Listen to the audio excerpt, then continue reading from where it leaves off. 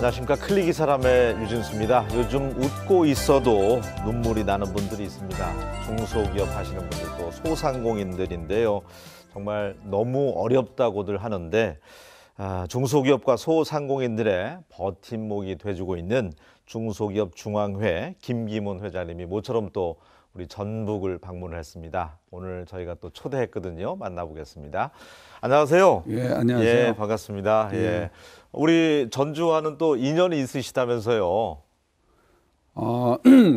전주는 제가 옛날에 군대 생활할 때 예. 논산훈련소 근무를 해가지고 그 미원탑이 있을 때 자주 다녔습니다. 예. 그때에 비해서는 엄청나게 지금 발전했지만 예. 우리 전주에 대한 인상은 어떻습니까? 전주는 뭐 우리나라의 대표적인 우리 충청도와 비슷한 그런 양반 충북이 도시. 고향이시잖아요. 예. 그리고 음식도 맛있고 그 우리나라의 고유의 멋이 살아있는 그런 도시 아닙니까? 역도 맞습니다. 아마 지금 한옥으로 돼 있을걸요. 그렇게 이제 바꾸고 있죠, 또. 예. 예. 그래서 굉장히 인상이 깊고 아주 포근한 마음이 듭니다. 도지사님과 간담회가 있어서 이제 방문한 걸로 알고 있습니다. 이번 일정은 어떤 내용으로 이루어지는 간담회인가요? 그 매년 한 번씩 전국의 시도지사 간담회를 하는데 이번에 그 6번째 그 이제 전라북도 지사 간담회가 잡혀가지고 오늘 여기 오게 됐습니다. 그렇군요. 예. 사실 우리 김기문 중앙회 회장님 하면 우리가 이제 브랜드 네임만 말하면 알 정도로 유명한 그 시계를 30년 전에 창업을 하신 분이세요. 창업주세요. 예. 당시에 좀 상황을 말씀해 주신다면요. 사실은 그 시계 하면은 우리가 이미지가 선입견이 스위스나 뭐 그쪽을 생각하잖아요. 그런데 우리나라가 그 70년대부터 시계 산업이 굉장히 발달돼 있었죠. 왜 그러냐면 그 당시 우리나라 그 대기업 하나는 우리나라 100대 기업에도 들어가 있었고 그 오리엔트 시계가 그다음에 80년대 들어서는 시계가 좀 전성기였습니다. 그래서 그 당시 삼성 뭐 LG 뭐 이런 데에서도 다 시계 아이템을 만들었었거든요. 그러다가 이제 중소기업들이 굉장히 많이 창업을 하면서 대기업이 서서히 거기에서 발을 뺐죠. 저희 회사도 88년도에 창업했는데 나름대로는 그 우리나라에서 제일 1등 시계까지 갔었습니다. 네. 그러니까 기업하는 분들은 되게 그 굴곡이 있다고 하잖아요. 업앤다운이 있기 마련인데 여러 차례 또 좌절 위기도 잘 극복하셨더라고요. 예. 기업이야 뭐 다 그런 상황인데 그래도 우리는 그 중동전하고 IMF 때에 좀 어려움이 있긴 했습니다만은 비교적 그 중동전 때는 우리 회사가 중동에 수출이 그 비중이 한 90% 돼가지고 어려움이 있었고 IMF 때는 환율 덕을 봐가지고 오히려 또 슬기롭게 잘 넘겨갔습니다. 어쨌든 그런 위기를 잘 극복하시고 또 중소기업들의 애로사항을 누구보다도 잘 아셨기 때문에 그전에도 두 번 한 번 역임하셨는데 이번에 2월에 다시 한 번 취임을 하셨더라고요. 그렇습니다. 아무래도 이제 적임자라는 또 인상이 있었나 봐요. 적임자라는 거라고 뭐 평가해 주면 고마운 얘기고 사실은 뭐 중소기업들이 제가 지난 8년 동안 할 때 나름대로는 좀 열심히 한다고 했거든요. 그걸 다시 인정을 해서 이번에 한 번 더 좀 열심히 해보라고 그렇게 해서 아마 저한테 밀어주지 않았나 싶습니다. 네. 모처럼 처음 만나는 자리인데 이제 어려운 얘기만 하게 생겼습니다. 현장 또 많이 방문해 보시잖아요. 중소기업들, 소상공인들 만나보면 제가 이제 모두의 어느 말에도 웃고 있어서 이제 눈물이 난다 그런 표현을 썼는데 많이들 힘들다고 하죠. 어떻습니까? 글쎄 뭐 사회자님이 유행가 가사를 좀 어렵게 그 비화시켰는데 사실 좀 중소기업과 소상공인들이 어려운 게 사실이에요. 그리고 특히 최근에 이제 최저임금 문제라든가 근로시간 단축 문제 이것이 가장 큰 이슈죠.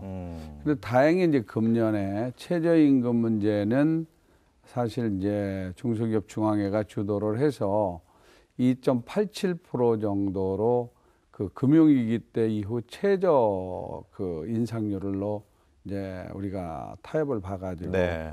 그 타협은 아니죠. 사실 우리 중소기업계 의견이 전적으로 그 이 공익위원들과 같이 해가지고 우리 의견이 맞다고 그래가지고 결정이 난 것이고 예. 지금 이제 52시간 문제는 그렇지 않아도 오늘도 힘을 많이 났는데 그 노동부에서 이제 발표한 내용을 보면 중소기업계가 그동안 노력한 사항들을 상당 부분은 많이 인정을 해줘서 1년 이상은 그 처벌 유예를 하는 걸로 일단 그렇게는 결론이 났는데 네. 후속적으로 이제 국회의 입법 그 문제라든가 이런 여러 가지를 복합적으로 좀 보면은 아무래도 중소기업들이 우려했던 것 같은 그런 상황까지는 벌어지지 않을 것 같아요. 앞으로도 계속적으로 그 문제는 중소기업중앙회가 네. 국회라든가 정부에 그 계속 건의를 해서 그 조금이라도 더 중소기업이 안정적으로 사업할 수 있는 그런 환경을 만들 겁니다. 좋습니다. 네. 그러니까 언급해 주신 것처럼 최저임금하고 예. 상승하고 이제 주 52시간 근무가 가장 그렇죠. 지금 중소기업들에게 꺼야 될 불인데 예.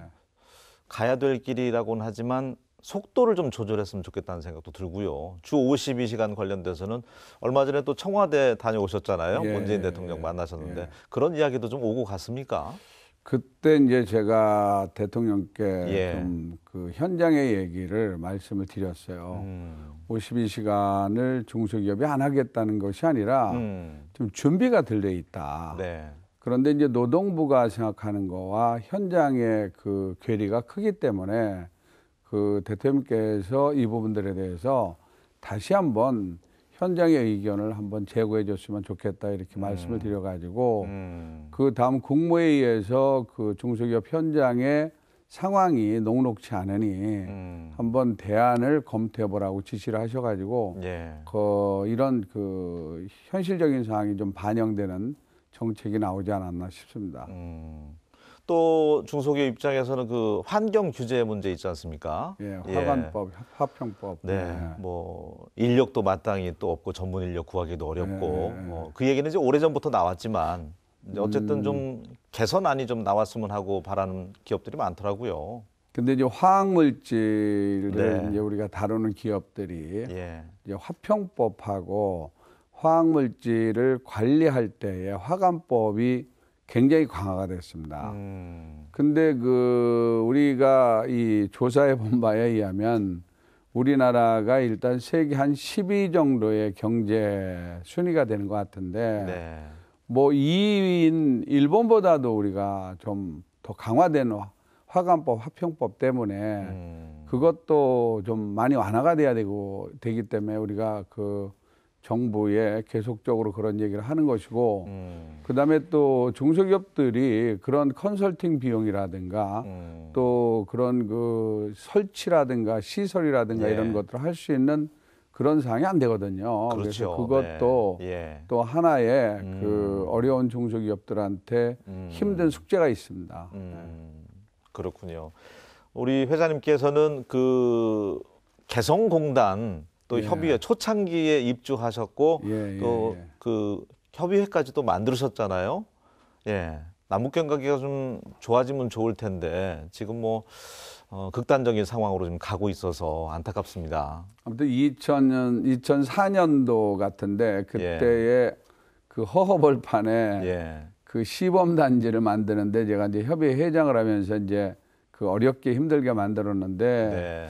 다행히 그 여러 가지 이 우여곡절은 있었습니다만은 한 123개 기업이 한 5만 4천 명의 북한 근로자와 같이 일을 하면서 그 상당히 그 거기 진출한 기업들이 그 효과를 봤죠.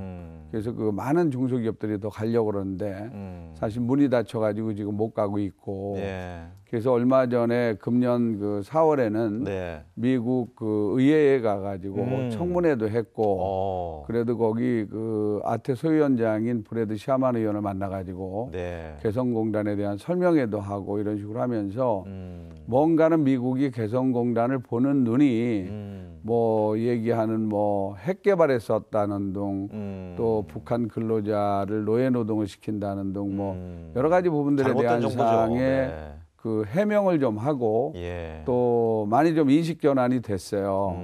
그러나 이제 그게 한두 번에 되겠어요. 그래서 그런 내용들이 이 개성공단은 개성공단뿐이 아니라 예. 개성공단이 다시 열리게 되면서 남북 경협이 그 활성화돼야 맞습니다. 사실 예. 이것이 우리나라가 그 남북 관계에서 다시 활로를 찾는 길이 아닌가 싶습니다. 그러니까 회장님께서 미국 또 의회까지 가셔서 인터뷰까지 예, 하셨군요. 예, 예. 그러니까 중국에서 지금 기업들이 또 중소기업들이 인도 쪽으로 또 인건비 싼 나라로 또 옮겨가고 있는 추세인데 다시 개성공단이 문을 열어서 우리가 남북 경제 협력이 이루어지면 얼마나 좋겠습니까? 그게 이제 중소기업들도 바라고 있는 거고 예. 이게 사실 그 정경 분리가 돼야 되는 거거든요. 정치와 경제는 네. 전쟁을 하면서도 기업은 장사를 하고 무역을 하고 다 하는 건데 네. 그 우리는 남북 관계가 같은 민족이면서 이 정경 분리가 안 되고 맞습니다. 이 정치적으로 뭐가 안 좋으면은 예. 경제가 타격을 입는 이런 부분들에 대한 사항들이 네. 기업하는 사람으로서는 대단히 안타깝습니다. 북한 쪽에서는 뭐 금강산 시설물도 지금 없애겠다고 으름장까지 놓고 있는 상황인데 어쨌든 좀 해안이 좀 나올 수 있었으면 좋겠고요. 중소기업들은 사람 못 구해서 어려운데 청년들은 일자리가 없고 일자리 미스매칭이라고 하잖아요. 그러니까 방송에서도 중소기업 중앙회에서 추진하는 그 중기 스마트 기업들 찾아서 소개하는 얼마 전에 저도 본 적이 있는데 참 좋더라고요. 예, 소개를 좀 해주신다면요. 그 기업이 이제는 꼭 큰 기업이라고 대우가 좋고 월급이 많고 뭐 이렇게 보면 안 되고 작은 중소기업도 나름대로는 독창적으로 그 젊은이들이 만족하는 그런 기업들이 많이 있습니다. 근데 그것이 사실은 어떻게 보면은 젊은이들한테 소개가 되지 않기 때문에 젊은이들이 무조건 대기업 공무원 뭐 이런 쪽만 찾잖아요.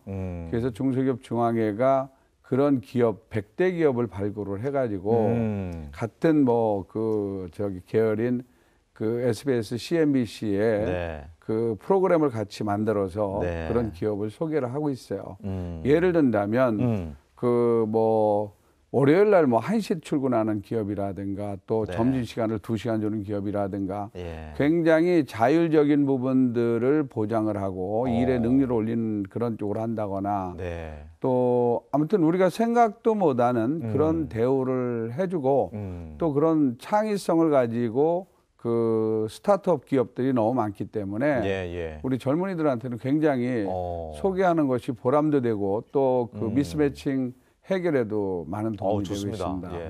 그 청년들이 몰라서 못 가는 경우도 있는데 그렇죠. 또 해외 근무 원하는 친구들은 또 중소기업에서도 충분히 그런 혜택이 있거든요. 또 승진도 빠르고요. 그리고 이제 많이 달라졌다고 그러는데 그 사실은 이제 그 젊은이들이 그런 쪽에 본인들도 찾으려고 노력을 많이 해야 되는 건 사실이에요. 사실 뭐 중소기업에 오면 굉장히 그 자기 자존심이 상하는 걸로 아직도 생각하는 젊은이들이 많이 있는데 거기서 꿈을 키우는 것이 어떤 면에서는 다방면으로 일을 할 수도 있고 본인의 그 실력을 키우는 데는 훨씬 맞습니다. 더 경험이 훨씬 나을 것 같습니다. 그러니까 요즘은 그 자주 등장하는 단어가 있잖아요. 워라밸이라든지 복지, 뭐 자신의 또 어떤 미래 성장 이런 것들이 이제 키워드로 갖고 있는 중소기업들을 잘 소개해 주시면 아마 미스매칭 문제도 좀 없어지지 않을까 그런 생각이 듭니다. 근데 이제 기업이 사실 이제 우리가 워라밸 얘기도 나오고 복지 얘기 많이 나오는데 현실은 쉽지 않죠. 기업이 돈을 벌어야 이걸 해줄 수 있는 거기 때문에 젊은이들이 그 우리나라의 미래의 꿈이잖아요. 젊은이들이 좀 고생할 때는 고생도 좀 하고 또 나름대로 즐길 때 즐기지만 그런 기업이 잘 될 수 있는 노력을 많이 해줘야 되고 요즘 젊은이들 보면 기업하는 사람들이 젊은이 찾기도 쉽지만 어렵지만 네. 그 기업에 들어오면 또 이직률이 너무 많아가지고 네. 좀 쓸만하면 나가고 뭐 이런 여러 가지에 대한 애로사항도 많이 있어요, 사실은. 네. 알겠습니다. 사실 중소기업 소상공인들은 항상 두 가지 풀어야 될 문제를 안고 있잖아요. 자금난, 또 판로. 이 두 문제인데 중소기업들만을 위한 또 은행을 만드시겠다는 또 2023년까지 신문에서 본 적이 있는데 그 이야기도 좀 해주신다면요.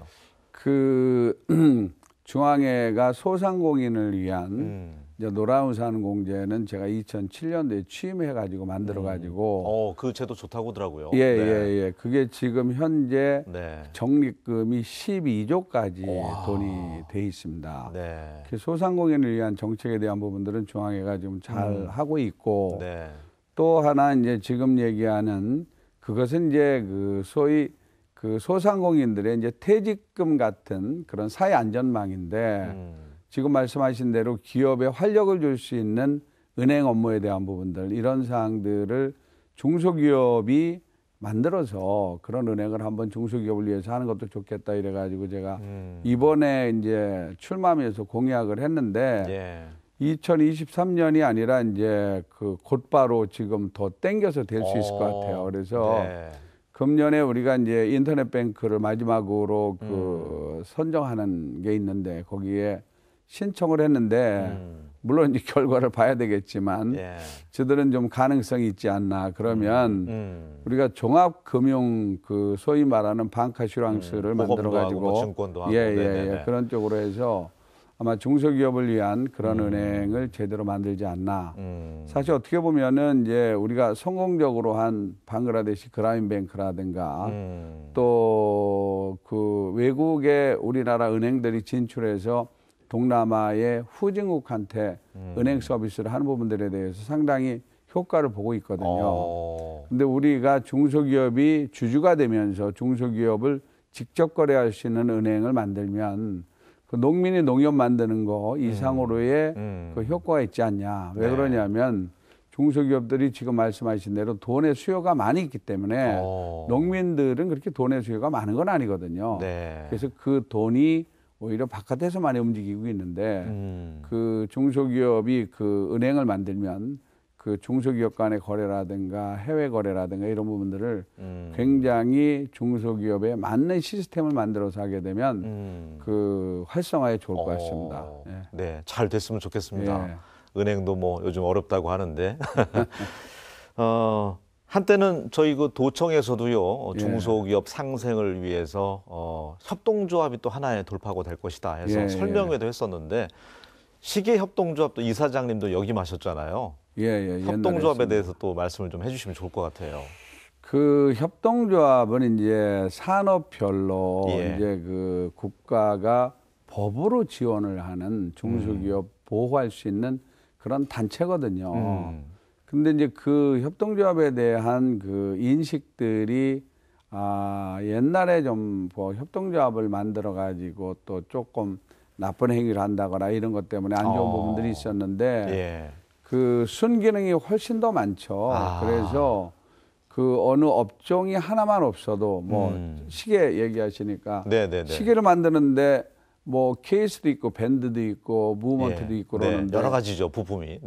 그런데 시계 바늘이 시계 만드는데 100분의 1 가격도 안 드는데 바늘이 없어도 시계 기능을 못 하는 거 아닙니까? 그러니까 우리가 전 산업에서 협동조합이 있으면 국내에서 그걸 다 모아가지고 그 우리가 제품을 만들 수 있고 이런데 우리나라의 산업이 하나둘씩 지금 그 인건비 문제라든가 여러 가지 사항으로 인해서 해외로 나가기도 하고 없어지기도 하고 이런 부분들이 있지 않습니까?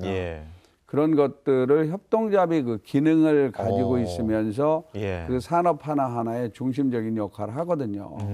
그래서 정부도 도와주고 이렇게 해야 되는데 그동안 좀 거기에 좀 정부가 지원하고 그러는 것을 별로 좀 안 했었는데 최근에 이제 협동조합 그 3개년 계획을 만들면서 여러 가지 협동조합을 뭐 그 중소기업으로 인정해 준다거나 이런 현실적인 부분들의 정책들을 많이 앞으로 하겠다라는 계획을 세웠습니다. 네, 고무적이네요. 네. 예.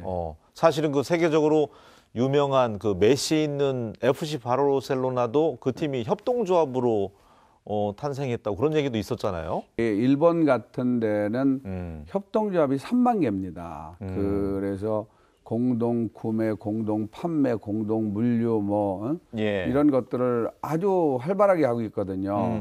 근데 우리나라는 뭐 일본보다 인구는 뭐 한 반 정도, 네. 그 반 정도도 안 되지만 사실 협동조합이 토탈 해봐야 한 900개 정도밖에 안 돼요.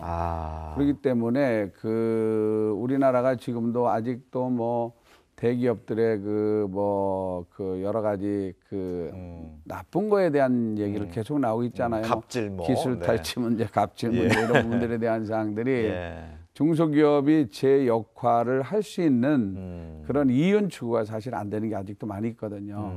그래서 그런 협동조합들을 굉장히 많이 좀 활발하게 만들 수 있는 지원책을 만들어서 그 중소기업들이 협동조합을 통해 가지고 공동으로 성장할 수 있는 그런 틀을 만드는 게 중요하다고 생각합니다. 네, 알겠습니다. 중소기업 중앙회 김기문 회장님과 오늘 아침에는 인터뷰하고 있는데요. 분명 이제 중소기업 중앙회에서도 역할이 있는데 우리 지역에도 이제 전북본부가 있잖아요.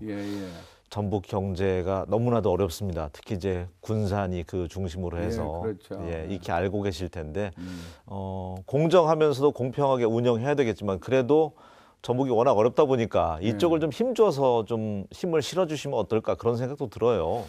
근데 이번에 그래도 군산 일자리에 대통령도 오셔가지고 그 군산을 살리겠다라는 의지를 표명한 걸 보면 그 상당히 좀 희망이 있다고 생각을 하는데 결론적으로 이제 거기에 대기업만 들어오는 게 아니라 대기업이 들어가면은 같이 중소기업이 들어가가지고 산업을 일으켜야 되잖아요. 그 여기 전라북도에 와 보면 새만금도 그렇고 여러 가지 여건에서 굉장히 발전할 수 있는 그 이 위치나 여지가 충분하다고 보는데 말 그대로 지금 잘 안 되는 것 같아요. 우리 중소기업 중앙회가 그 중소기업 단체가 여러 개가 있긴 합니다만은 가장 대표적으로 이제 중소기업을 대변하는 단체인데 그 군산 일자리 문제도 그렇고 새만금도 그렇고 그 앞으로 점진적으로 전라북도와 한번 적극적으로 한번 그런 그 노력을 해서 많은 중소기업들도 이제는 옛날의 중소기업이 아닙니다. 돈을 많이 번 기업들도 많이 있고 또 산업의 기술 노하우를 가지고 있는 그런 기업들도 많이 있기 때문에 뭔가 여기에 그 인프라만 잘 갖춰지면 그 홍보만 잘하면 이쪽으로 이전이 많이 될 걸로 생각이 들고 아무튼 이번에 도지사님 만나서도 그런 얘기 적극 한번 나눠보겠습니다. 좋습니다. 이왕 오셨으니까요. 그 중소기업들에게 힘을 좀 줄 수 있게 우리 회장님만의 또 어려운 여건을 극복했던 어떤 경영 철학이라든지 그런 것들 좀 말씀해 주시면 힘이 될 것 같아요. 중소기업들이 지금 누구나 힘들다고 하기 때문에 그 우선 그 전라북도에 있는 중소기업은 여러분 사실 여러 상황으로 봤을 때에 그 경제가 어려운 건 사실이지만 그 우리 내적 요소도 있긴 하지만 뭐 미중 무역 전쟁이라든가 일본의 화이트리스트라든가 외적 요인들도 많이 있습니다. 분명히 이 경제는 사이클이 있는 법이고 지금이 최바닥이라면 분명히 다시 차고 일어나는 그런 사이클이 올 걸로 생각이 들고 여러분들이 가지고 있는 그 기술이나 여러 가지 노하우라든가 영업력이라든가 이런 것들을 계속적으로 갈고 닦고 노력을 하면 그 아마도 좋은 시간이 오지 않나 이런 생각이 들고 중소기업 중앙회에서는 여러분들의 정말 현장의 애로사항을 하나하나 잘 살펴서 정책에 반영될 수 있도록 최선의 노력을 다하겠다는 그런 말씀을 드리겠습니다. 세 번째 이제 임기신데요. 2번 하시고 또 올해 2월에 또 취임하셨는데 이 임기 동안에는 이것만큼은 내가 또 해놓고 싶다 계획으로 갖고 계신 게 혹시 있다면요? 그 지금 이제 우리가 노사 관계에 대한 부분들이 아직도 안정이 안 됐습니다. 네. 제가 얼마 전에는 한국노총에 찾아가서 위원장도 만나서 이런저런 얘기도 한참 했는데 예. 노사가 대화가 안 통하는 게 아니고 사실은 너무나 대화가 없었었고 그런 부분들에 대한 사항이 좀 안타깝다고 느꼈어요. 그래서 대중소기업 문제는 그 한국노총과 중소기업 중앙회가 한번 같이 풀어보자. 그 어떤 우리가 그 어떤 법으로 문제를 풀 것보다는 그래도 서로 상생하면서 풀 수 있는 그런 것을 그 노동조합과 경제단체가 한번 그 시범적으로 우리가 선행적으로 한번 노력을 해보다 이런 합의도 받고 또 하나는 그런 쪽에 이제 일을 좀 하고 싶고 두 번째는 이제 우리도 어떻게 보면은 선진국 대열에 이제 문턱에 와 있는데 그 선진국 문턱에 들어가기 전에 이 대중소기업의 실질적인 상생을 한번 만들어야 됩니다. 사실 우리나라 대기업은 이익률이 10%, 15%씩 나는데 거기 납품하는 중소기업들은 2, 3%, 뭐 2분 뭐 이런 정도의 너무나 어이없는 이익률이 있어요. 대기업이 어떻게 보면은 너무나 이익을 남겨주지 않기 때문에 사실 이익이 남아야 R&D도 하고 R&D한 결과를 가지고 설비 투자도 하고 맞습니다. 또 근로자 월급도 올려주는데 이런 내용들을 한번 좀 틀을 제대로 좀 만들고 싶습니다. 좋습니다. 일본이나 독일 같은 데는 그렇게 아주 상생을 잘하고 있거든요. 근데 우리나라는 아직은 그게 좀 바뀌어야 될 부분들이 많이 있습니다. 알겠습니다. 내년 뭐 더 어렵다고 하는데 우리 중소기업들, 소상공인들 힘날 수 있도록 적극적으로 또 왕성하게 활동해 주셨으면 좋겠습니다. 오늘 함께해 주셔서 고맙습니다. 예, 감사합니다. 예. 네, 우리 지역에서도 지역사랑 상품권이 또 많이 확대되고 있는 추세인데 또 중소기업 제품, 지역 소상공인들 제품 많이 좀 애용해 줄 수 있었으면 좋겠습니다. 저는 다음 시간에 다시 인사드리겠습니다. 고맙습니다.